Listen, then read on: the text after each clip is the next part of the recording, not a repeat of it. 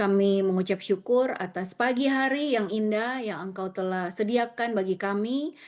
Saat ini kami akan mendengarkan sharing firman-Mu Bapa, berkati kami, ungkapkan isi hati-Mu ya Bapa kepada kami, melalui kebenaran firman-Mu, biar apa yang kami dengarkan saat ini ya Bapa, bisa jatuh di tanah hati kami yang subur dan boleh dapat berbuah lebat demi kemuliaan nama-Mu Bapa. Berkati mulut lidah bibir anak-Mu ya Bapa yang akan menyampaikan kebenaran firman-Mu, karena sungguh tanpa Engkau, anakmu bukan siapa-siapa ya Bapa. Terima kasih ya Bapa, kami siap mendengarkan firman-Mu ya Bapa, di dalam nama Tuhan Yesus.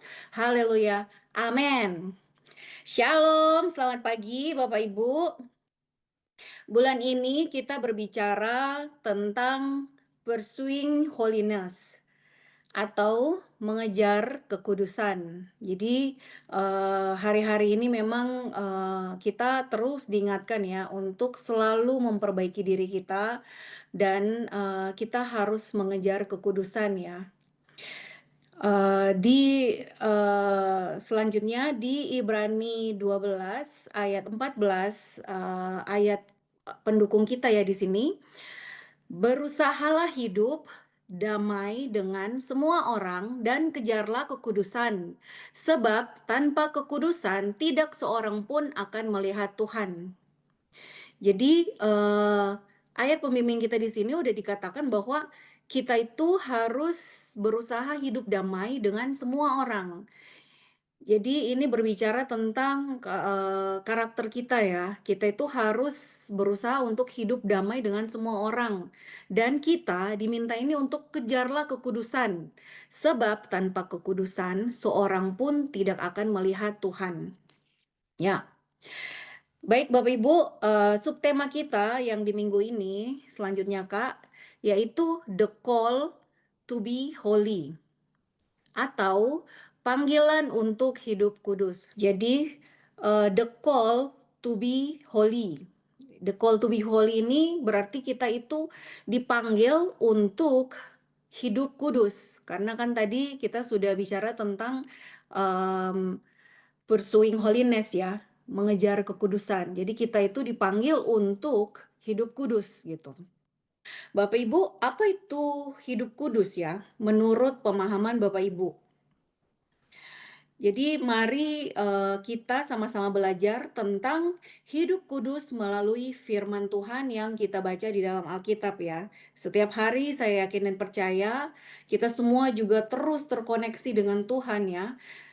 Karena kita selalu membaca dan merenungkan firman Tuhan setiap hari dan setiap pagi. Jadi kekudusan adalah sifat dan karakter Allah.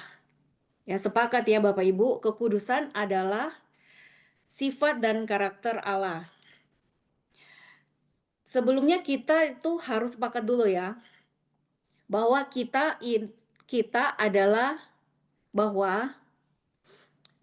itu adalah pengikut Kristus. Ya, setuju ya Bapak Ibu? Kita adalah pengikut Kristus.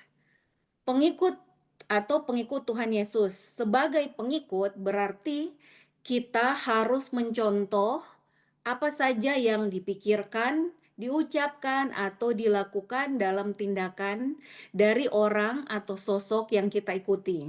Ya, kita uh, kita tahu bahwa kita itu harus hidup kudus. Tapi kenapa sih kita harus hidup kudus kan? Kalau kita bertanya kenapa kita harus hidup kudus, kita ini adalah pengikut Kristus. Jadi pengikut Kristus, sebagai pengikut kita itu harus mencontoh idola kita, gitu kan. Idola kita itu adalah kita mengidolakan Tuhan Yesus di sini ya. Jadi kita sama-sama tergabung di KGP ini karena kita sama-sama mengidolakan Tuhan Yesus. Kita sama-sama berkumpul bersama untuk menjadi pengikut Kristus gitu. Sebagai pengikut ya kita harus mengikuti teladan dari idola kita gitu ya. Ya, sama-sama ya kita sepakat ya. Jadi kita harus mengikuti pikirannya, kita harus mengikuti ucapannya, apa yang dilakukannya, tindakannya gitu, hatinya gitu. Kita juga harus ikut ya. Ya, seperti ya kalau kayak di dunia ini sekuler ya, di dunia, di bumi kita itu mengidolakan orang-orang ya yang siapapun ya, public figure atau tokoh-tokoh politik gitu, sama seperti itu. Jadi kita cuman memindahkan ini ya, idola kita ya, yang sekarang ini kita pikirkan di saat ini kita lagi memikirkan Tuhan Yesus sebagai idola kita ya. Jadi oleh karena itu saat ini, eee kita itu, menjadi pengikut Kristus sesuai dengan, karakter-karakter Kristus sehingga kita itu harus menjadi kudus. Karena tadi sudah disampaikan bahwa Tuhan kita itu adalah kudus gitu. Jadi memang kita harus mengejar kekudusan itu, gitu. Amin ya Bapak Ibu. Karena sifat dan karakter Allah yang kudus itu, maka kita dipanggil untuk dikuduskan. Ya, ini nih. Ya, kita dipanggil untuk dikuduskan. Dalam Yohanes 17 ayat 17 sampai 19 ya, sama-sama kita baca ya Bapak Ibu. Kuduskanlah mereka dalam kebenaran, firman-Mu adalah kebenaran. 18, sama seperti Engkau telah mengutus aku di dalam dunia, demikian pula aku telah mengutus mereka ke dalam dunia. Dan 19, dan aku menguduskan diriku, ini hurufnya besar ya, aku di sini berarti aku Tuhan ya. Dan aku menguduskan diriku bagi mereka. Siapa mereka? Ya kita, manusia ya, supaya mereka pun dikuduskan dalam kebenaran. Jadi sebenarnya pada saat kita dipanggil untuk dikuduskan, untuk hidup kudus, kita itu sudah dikuduskan oleh Tuhan Yesus ya, melalui pengorbanannya ya di kayu salib. Jadi Bapak Ibu bisa mendengarkan YouTube-nya ya, dari KJP yang beberapa yang bulan-bulan sebelumnya ya. Jadi banyak juga pemahaman-pemahaman dari hamba-hamba Tuhan di sini yang sudah menyampaikannya ya. Nah, hidup kudus seperti Tuhan Yesus berarti menjalani hidup yang selaras dengan ajaran dan teladan Kristus gitu. Ini melibatkan upaya untuk menjauhkan diri dari dosa dan hidup dalam kekudusan serta dipimpin oleh Roh Kudus. Ya, Bapak Ibu, hidup kudus seperti Tuhan Yesus itu berarti kita itu menjalani hidup yang selaras ya. Selaras itu berarti beriringan, sama ya, sesuai dengan ajaran dan teladan Kristus gitu. Dan kita ini mengupayakan. Jadi memang kan kita itu dipanggil dan dikuduskan ya oleh darah Yesus. Tetapi kita yang sudah dikuduskan ini juga harus mengupayakan untuk menjauhkan diri dari dosa. Kita kan sudah hidup kudus, tapi kan kita ini kan punya free will ya. Tapi kita yang ini harus menjauhkan diri kita dari dosa gitu. Karena kalau kita tidak mempergunakan free will kita dengan baik ya, jadilah kita seperti Adam dan Hawa gitu kan. Jadi makanya Bapak Ibu, memang kita sudah kudus ya oleh darah Yesus, tapi untuk kita tetap hidup kudus, kita harus mengupayakan untuk menjauhkan diri dari dosa. Ya. Baik Bapak Ibu, kemarin kan sudah disampaikan oleh Pak Renaldo Barus ya 2 hari yang lalu tentang siklus area kekudusan. Di situ terdapat ada mata, pikiran, hati, ucapan, dan tindakan di sini ya. Ya, dari kelima hal ini yang menjadi pengendali, ya seperti ini ya, avatar ya, yang menjadi pengendali di 5 area ini adalah hati, gitu. Karena di sini taruhnya di tengah ya. Jadi hati ini adalah apa namanya, area yang harus kita jaga di sini ya.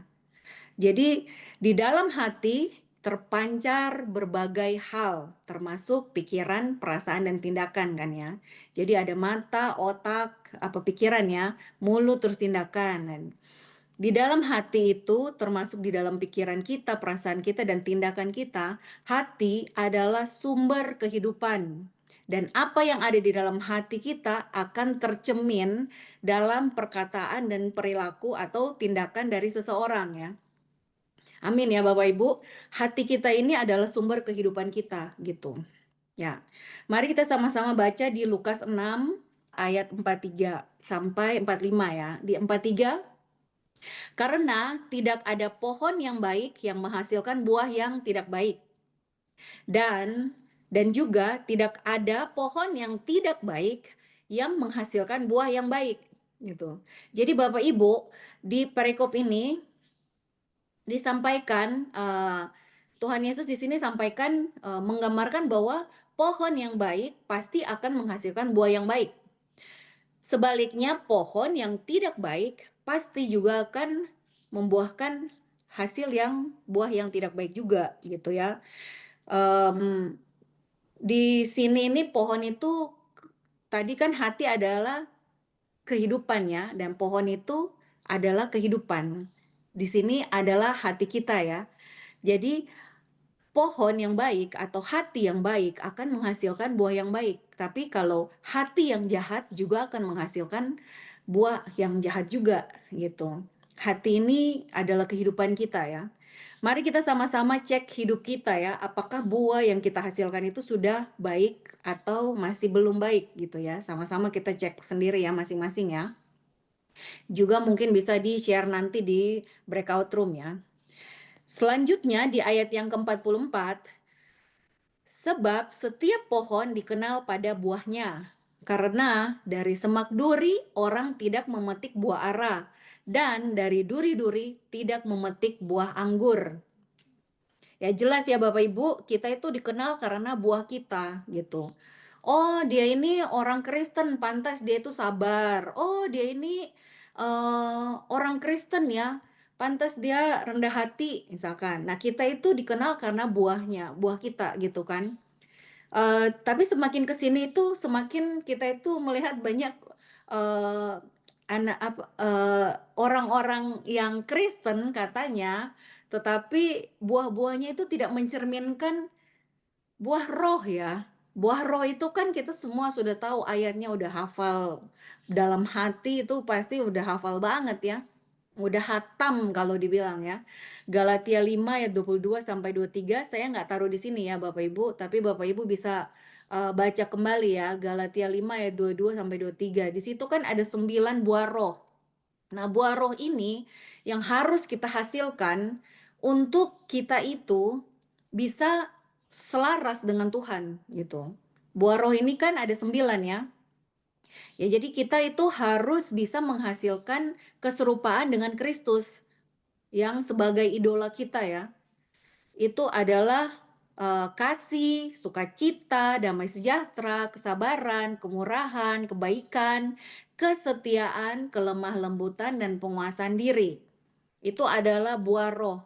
Jadi, eee, hasilnya kita ini harus mengeluarkan buah-buah yang dari 9 hal ini. Kita itu harus memiliki kasih, kita itu harus memiliki sukacita. Kalau kita ada di tempat itu, dimanapun kita berada, sukacita itu akan dirasakan oleh orang-orang sekitar kita. Walaupun kita itu tidak, berbicara dengan orang-orang itu, misalkan kita duduk di suatu tempat gitu kan, mungkin kita hanya membaca atau kita apa namanya, minum kopi lah gitu ya di coffee shop, kita itu, apa namanya ya, bawaannya itu orang-orang tuh melihat kita itu, apa ya namanya, senang gitu loh maksudnya. Bawaannya itu, hawanya itu tuh senang gitu loh. Jadi sukacita itu orang-orang itu bisa rasakan gitu, damai sejahtera gitu kalau kita datang, terus apa namanya, dilayani orang, terus kita senyum lah atau apapun. Jadi suasana di situ tuh tampaknya bahagia gitu loh maksudnya. Walaupun kita nggak ngobrol ya dengan orang, tapi orang itu bisa merasakan gitu loh, bahwa dengan adanya kita, dengan kehadiran kita, mereka tuh bisa dapat sukacita, bahagia gitu ya.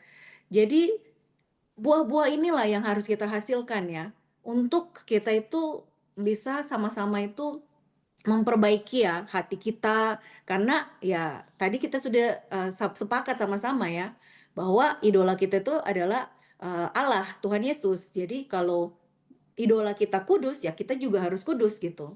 Ya, selanjutnya di ayat ke-45, orang yang baik mengeluarkan barang yang baik dari perbendaharaan hatinya yang baik, dan orang yang jahat mengeluarkan barang yang jahat dari perbendaharaannya yang jahat.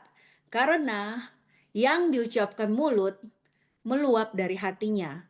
Nah, di sini kan firman Tuhan ya. Nah, Tuhan Yesus sendiri mengatakan bahwa karena yang diucapkan mulut meluap dari hatinya. Jadi, hati di sini ini adalah kehidupan tadi, di sini adalah yang meluap keluar. Nggak mungkin lah kalau kita itu dalam hati itu sudah merancangkan yang jahat, terus akan keluar itu kata-kata yang baik-baik gitu kan, nggak mungkin. Pasti kita juga akan ya mungkin kalau di sinetron-sinetron ada yang kayak gitu ya. Tapi tetap aja gitu loh, buahnya tetap tetap nggak tetap kelihatan bahwa ujung-ujungnya tuh jahat gitu loh. Jadi hati kita itu harus kita jaga dengan segala kewaspadaan kita ya. Ya di sini memang, yang kita harus, apa namanya ya, perbaikin diri kita adalah kita itu harus, memiliki keserupaan dengan Kristus, gitu. Kita yang harus mengejar kekudusan, kita yang mengupayakan, ya. Jadi bukan, hanya, "Ya udahlah saya sudah kebal kebal dosa nih, saya nggak mungkin bisa terjerumus ke dalam dosa ini, saya sudah ada tameng, apa namanya, ketopong keselamatan dari Tuhan." Memang iya, tapi kita yang harus tetap mengejar ya kekudusan dan kita menjaganya. Nah, jadi Bapak Ibu, panggilan untuk hidup kudus adalah panggilan yang serius ya, dan mendesak bagi semua orang yang percaya. Jadi kita ini serius banget nih di sini ya, Bapak Ibu. Kalau kita masih kurang serius, ayo kita serius lagi. Dan ini sebenarnya mendesak, mau kapan lagi kita mau berbuah ya. Kita mau menghasilkan buah, kapan lagi? Kalau kita sudah mati sudah nggak ada waktu gitu ya. Jadi sebelum kita menyelesaikan pertandingan kita ya, kita harus berusaha untuk eh, men, ap- me- meng- menghidupi ya kekudusan ini gitu loh. Jadi kita yang harus serius dan mendesak ya. Jadi semua jangan kita keraskan hati kita. Ayo kita lembutkan hati kita untuk kita mau diajar dan dibimbing oleh Tuhan melalui Roh Kudus ya yang ada di dalam diri kita masing-masing. Karena kekudusan adalah sifat Allah yang dan kita itu dipanggil untuk meneladaninya, meneladani Tuhan. Jadi eh saya ulangi sekali lagi ya, karena kekudusan adalah sifat Allah dan kita dipanggil untuk meneladaninya. Hidup kudus adalah bagian dari ibadah yang sejati, ketaatan kepada firman dan berjalan dalam tuntunan Roh Kudus. Tanpa kekudusan, kita tidak akan dapat melihat Tuhan. Sekali lagi ya, hidup kudus adalah bagian dari ibadah yang sejati, ketaatan kepada firman dan berjalan dalam tuntunan Roh Kudus. Tanpa kekudusan, kita tidak akan dapat melihat Tuhan. Jadi, kita harus mengejar kekudusan kita supaya kita itu bisa selaras berjalan seiring dengan Tuhan dan kita itu bisa melihat Tuhan gitu. Apa saja yang kita lakukan itu Tuhan akan memberkati kita semua ya. Mari Bapak Ibu, kita terus mengejar kekudusan, karena hidup yang kudus adalah hidup yang mencerminkan kemuliaan Allah dan mempersiapkan kita untuk hidup dalam kekekalan bersama Bapa di sorga. Amin. Ya, Bapak di sorga, Bapak dan Ibu semua, mari kita sharing di dua hal ini ya. Apa arti hidup kudus menurut pemahaman Anda? Yang kedua, mengapa kita harus hidup kudus? Ya, jadi kita sharing ya, Bapak Ibu. Ya, saya telah selesai. Mari kita berdoa. Bapa, anakmu telah selesai berbicara, biarlah kebenaran firman-Mu bisa jatuh di tanah hati kami yang subur dan bisa berbuah lebat demi kemuliaan nama-Mu Bapa. Terima kasih Yesus, kami akan sharing, biarlah kami boleh dapat sharing dengan apapun yang kami boleh dapat rasakan ya Bapa, sehingga kami boleh dapat berbuah lebat ya Bapa. Terima kasih Yesus, terima kasih Roh Kudus, haleluya, amin.